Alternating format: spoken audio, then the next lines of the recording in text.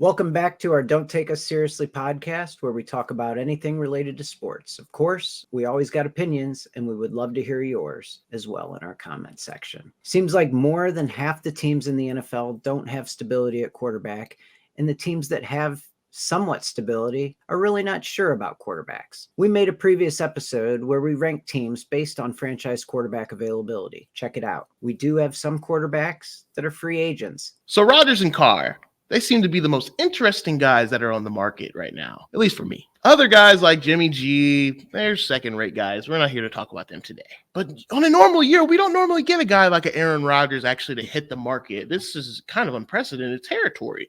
But we're hearing rumblings, even coming from Green Bay, they don't want to re-sign him. And it's looking like they might be done with him. Then we look on the other hand, Derek Carr. This is a guy that he got paid before the beginning of last year, and he was released by December. So I guess that just goes to show you, one, it's a little weird. Two, well, the Raiders going Raider. But they've been known to do some crazy stuff in the past. Neither one of these scenarios were likely, but hey, look where we are. This is the reality of it all. Is it just me, or does it feel like Rodgers is going the Big Lebowski way? Did you see all the interviews on the Pat McAfee show? He's rambling on about UFOs, Chinese balloons, flat Earth, 9/11, and all kinds of crazy shit. There is not a single conspiracy theory that he wouldn't touch, but it seems like that's all he's interested in. Used to be that his interviews were interesting, but it's like you're watching your crazy uncle that you used to love get crazier and crazier every Thanksgiving. You got this sense of dread every time he opens his mouth and wants to be anywhere but that family dining table. Yep. He's getting pretty awkward to watch. He is like the guy who wants to be seen as smart and does not want to be about anything else or anyone else. You know what, Kevin? I think you might be right, but I'm not going to go too deep into that part. Reports have been coming out that he just may not have been prepared to play football last year. I guess it is what it is, but if you're spending most of your time focusing on flat earth theories and ayahuasca and everything, well, and all that other crazy stuff, I guess you're not going to be prepared to play because you're not thinking about football. Recently, he went on an isolation camp where this is just what I read, but this is a place where you're by yourself. Someone brings you 3 meals a day. You got a small little cubbyhole bathroom. There's nothing to do there. And you're just within your thoughts, by yourself, stripped of everything, devoid of the world. Not gonna lie, that sounds a little bit cool. In the social media age, it's a good way to be able to detach yourself. But when it comes to Rodgers, it's the last thing that you want to hear from your franchise quarterback, especially with all this other stuff piling up of reasons why not to like him. Well, this is just another one why he could not be prepared. Doesn't seem like Carr is much better. From the looks of it, Josh McDaniels took the Raiders' job because of Carr being a quarterback. Then McDaniels released him in December. Then, right after the playoff hopes were ended. It's not like Carr is some offensive dynamo. Had the best run game in the league and a top 2 or 3 wide receiver in the league in Davante Adams. Yeah. I'm not going to let their defense off the hook either. But with these weapons, if you're the man, you are supposed to get the close games instead of making boneheaded mistakes at crucial times, which is plenty. Yeah. I gotta say, Kevin, there's one big thing, though, between Carr and Rodgers. Carr's teammates, they just simply love him. Mm-hmm. Rodgers, on the other hand, this is a guy that's giving secret hand signals to his newbie wide receivers. And this is stuff from the McCarthy era, from way back in the day. They don't know none of this stuff. Of course, there's going to be a natural void there. You wonder, how many brain cells does he really have left after smoking all that ayahuasca? Just really.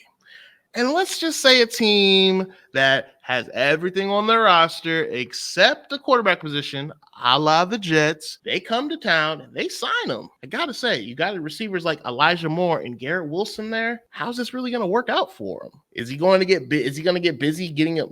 Is he going to be busy getting upset at the fact that he's giving secret hand signals and they can't figure it out? With the Jets and with Rodgers, they're going to roast him all around the league if he keeps these antics up. And truthfully, this media, they don't care. You're new here. You haven't proven anything. So you better get used to taking ownership for your mistakes and your faults, because it's coming.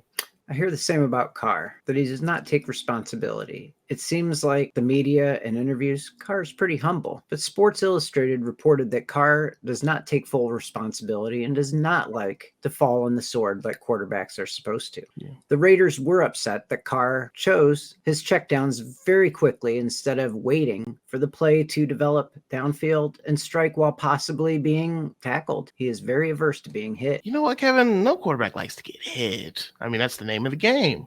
But you got to think that maybe Derek has seen a little bit too many hits from his brother David Carr when he was at the Houston Texans. I mean, this was a team that he was getting hit like crazy. He got hit some of the most that the league's ever seen. Maybe that's a reason why he doesn't necessarily like to get hit so much.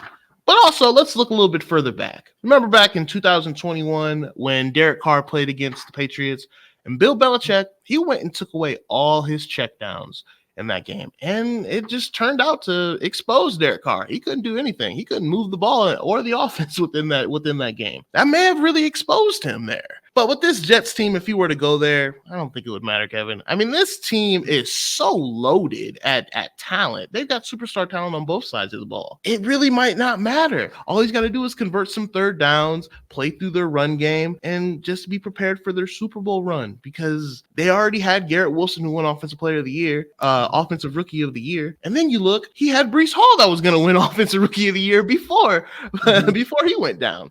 So they got talent everywhere. Well, I worry a guy like Rodgers might mess up the team chemistry and unity just from being a jackass. Apparently, Rodgers is constantly fighting with LaFleur. What new offensive coordinator is he going to listen to? Can he be coached anymore?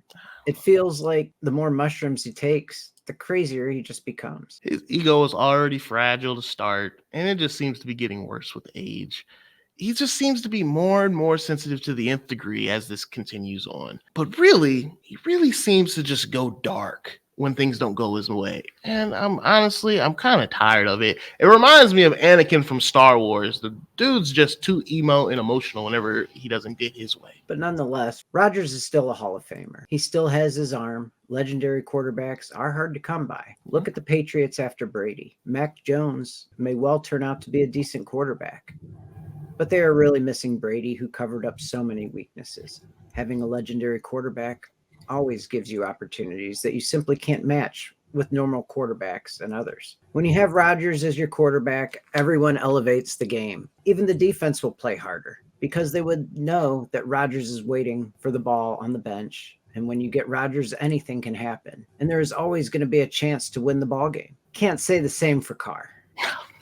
Carr seems to get not just his offense to go nuts, even the defense seems to eventually give up because they know that Carr ain't all that. Even with Davante Adams, Carr couldn't do much. That's the truth. And you know what else was the truth? Carr was 63 and 79. Not that all that bad's attributed to him himself, but when you compare that to Aaron Rodgers, you just said it, Kevin. He was a Hall of Famer. He's one of the greats to ever play the game at quarterback. Carr is maybe a decent starter. I think we can both agree here. That's with a fully loaded team. When you look, he can get you some third down receptions. He can play through the defense, play through the run game. Maybe you'll have something with Carr. That kind of reminds me of Jimmy G, but we're not here to talk about him today. Carr can't be the reason, though, that your offense is thriving through the pass game. That's just not what's going to win here. Not sure how much of a team player Aaron Rodgers is going to be here on this new team. He's been a known diva, and we keep hearing about the mushrooms and all his darkness retreat, but we're not hearing anything with his preparation for football.